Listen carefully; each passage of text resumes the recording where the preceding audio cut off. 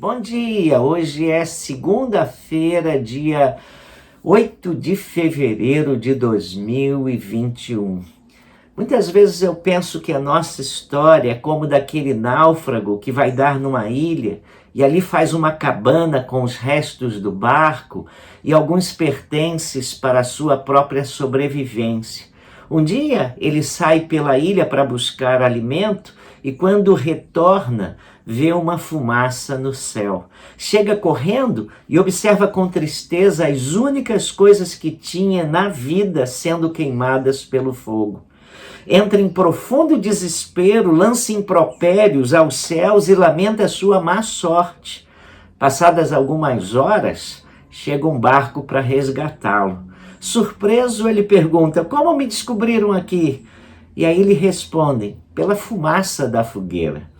Você já se deu conta de quantas coisas nos dão erradas? Quantos planos nos são frustrados? Quantas amizades já foram desfeitas? Quantos obstáculos já interromperam a nossa caminhada?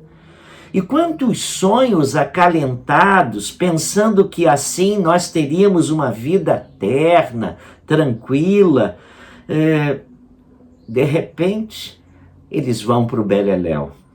Se até agora nada disso lhe aconteceu, você é uma pessoa diferente de todos os outros cristãos normais. É engraçado falar nessas coisas, mas volta e meia eu ouço pessoas dizendo que o verdadeiro cristão não fica triste, veja só. Nada dá errado em sua vida, tudo lhe é favorável e Deus lhe concede as coisas como que de mão beijada. Só que esse, você sabe, não é o padrão bíblico. Essa não é a forma de Deus demonstrar o seu amor. Deus não gosta de criar gente mimada. Há um aprendizado na dificuldade, há músculos que precisam ser trabalhados para que não se tornem flácidos, há golpes e reveses que nos tornarão cientes da nossa absoluta dependência do Senhor. Os caminhos de Deus são impenetráveis, incompreensíveis para nós. Hoje somos incapazes de saber o porquê de certas coisas. Não temos respostas claras a muitos acontecimentos que para nós não têm sentido nem benefício algum. Temos muito a aprender com José, por exemplo, filho de Jacó, o irmão de 11 jovens que eram verdadeiras pedras de tropeço. Creio que não há na Bíblia personagem que tenha sofrido maiores incompreensões e injustiças que José. A sua história começa no capítulo 37 de Gênesis. E a partir dali, se você observar, nós não veremos mais milagres, nem anjos subindo ou descendo, nem Deus se manifestando claramente. O que a Bíblia mostra é que José era um jovem simples, que tinha a alma profundamente conectada com Deus e que possuía aquilo que muitas vezes falta em nós, a certeza de que, aconteça o que acontecer, nós somos do Senhor. E que Ele, o Deus, está conosco e nada foge ao seu controle e conhecimento. Somente quando nós temos esta certeza é que nós podemos suportar todas as adversidades. José foi vendido a mercadores pelos seus próprios irmãos, que simularam a sua morte ao pai. Ele viveu como escravo numa terra estranha, com costumes estranhos, deuses estranhos e gente que não era seu povo. Como não bastasse a tristeza do exílio involuntário, ele foi parar na cadeia. Você conhece a história, mas a Bíblia diz surpreendentemente assim: mas o Senhor era com José.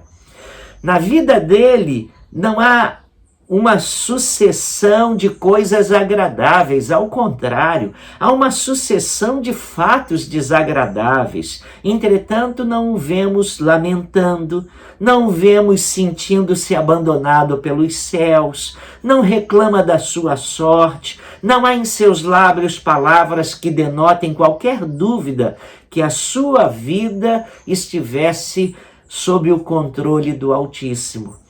Isso é muito importante, porque hoje ficamos discutindo sobre os rumos da nossa vida e pomos sobre Satanás a responsabilidade pelos nossos reveses. Nós também não vemos isso em Jó, que mesmo depois de o inimigo ter lhe tirado tudo, exclamou: o Senhor deu, o Senhor tomou. Não vemos isso em Paulo, que embora soubesse que o espinho na carne fora uma obra satânica, ele não se envolveu em questões com o demo. Isso honra a Deus e reconhece a sua soberania sobre tudo o que nos acontece. É um fato de fé que agrada ao nosso Pai, quando sabemos que os propósitos divinos serão alcançados, independentemente de qualquer ação contrária, seja ela de origem humana, seja ela de origem diabólica. É por isso que Jó exclamou: bem sei que tudo podes e nenhum dos teus planos pode ser frustrado. Está lá em Jó 42, versículo 2. O nosso Deus trabalha para nós, embora não compreendamos a maneira como Ele prepara, organiza e tece as coisas. Depois de tudo que passou, José foi alçado à posição de primeiro-ministro no Egito, e isso lhe permitiu sustentar os seus irmãos e toda a sua família. E aí José diz: é verdade que vocês planejaram aquela maldade contra mim, mas Deus mudou o mal em bem para fazer o que estamos vendo, isto é, salvar a vida de muita gente. Gênesis 50, versículo 20. Quando tudo dá errado, mas o Senhor está conosco, no final dá certo. Deus sabe todas as coisas que nos acontecem. Só Ele é capaz de transformar aquelas aparentes derrotas em vitórias, a humilhação em exaltação, as lágrimas derramadas em riso incontido e toda qualquer maldição que nos lançam em bênçãos incontáveis. Portanto, lembre-se, quando tudo estiver dando errado, então isso significa que Deus está trabalhando para dar certo. Vamos orar? Ó Deus, Tu nos és um Deus surpreendente. Tu és capaz de fazer coisas que nos deixam boquiabertos. O Senhor é capaz de trazer circunstâncias difíceis e transformá-las em bênçãos para nós. Obrigado porque nós podemos esperar no Senhor, sabendo que lá no final as coisas acontecerão segundo a Tua vontade e acontecerão para o nosso bem. Ajuda-nos, ó Deus, a termos essa firme convicção de que o Senhor trabalha na nossa vida, trabalha nas circunstâncias para, no final, nos abençoar. Aceita a nossa gratidão pela Tua presença em nossas vidas. Nós nos colocamos nas Tuas mãos. Pedimos a Deus pelos nossos amigos que estão doentes, estão entrevados numa cama. Sustenta-os, abençoa-os. O desejo do nosso coração é vê-los restabelecidos na sua saúde. Pedimos, ó Deus, por aqueles irmãos e amigos que enfrentam o vale da sombra da morte. Consola-os, Senhor, com aquelas palavras que só o Teu Santo Espírito sabe dizer ao nosso coração.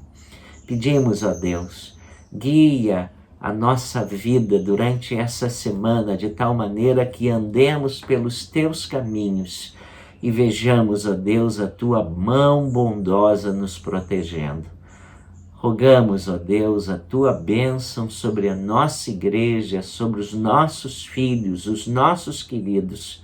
Pedimos tudo isso, embora não mereçamos nada, mas nós confiamos na tua graça e pedimos tudo isso em nome de Jesus. Amém.